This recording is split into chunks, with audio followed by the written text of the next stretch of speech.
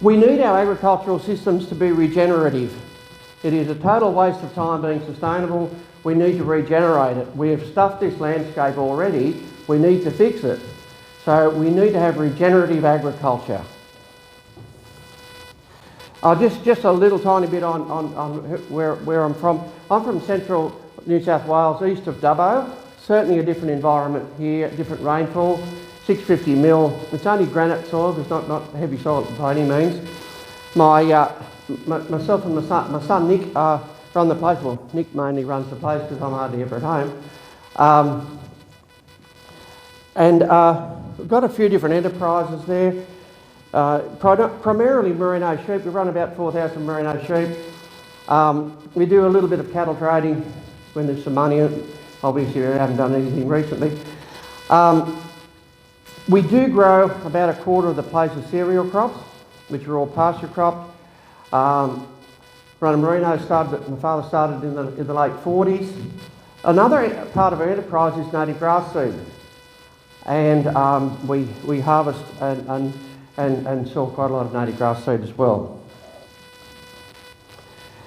Now, this has been covered fairly well, but our grasslands are ancient grasslands. But it's a bit more than that.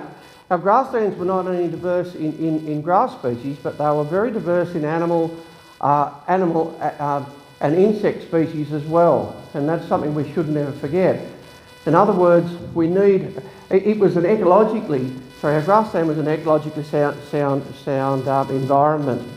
Also, as Walter said, our grasslands were actually the creators of our soil in Australia. Remember Walter said our grasslands had 10% carbon?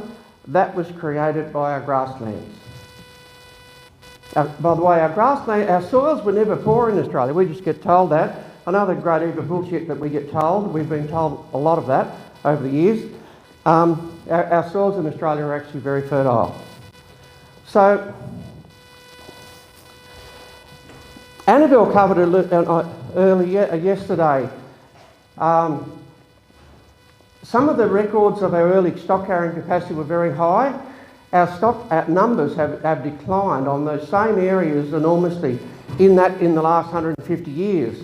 We really need to look at what caused the destruction of our grasslands and why we can't carry the numbers of stock we used to be able to, or maybe even why we used to be able to carry them. Basically, we have been very bad managers of livestock. One of the major problems. This is actually taken on my place quite a few years ago, in about the 1980s, in a serious drought. Gee, that would shock me now. While we've been managing livestock, we've never ever accounted for the ecological damage we've been doing. It's only been money driven. Also, incredible damage now, especially in the last 50 years since the Green Revolution in agriculture and industrialised agriculture. The same thing. For the last 60 years around the world, agriculture, it's certainly been influenced by the use of monoculture crops, fertiliser, pesticides, fungicides.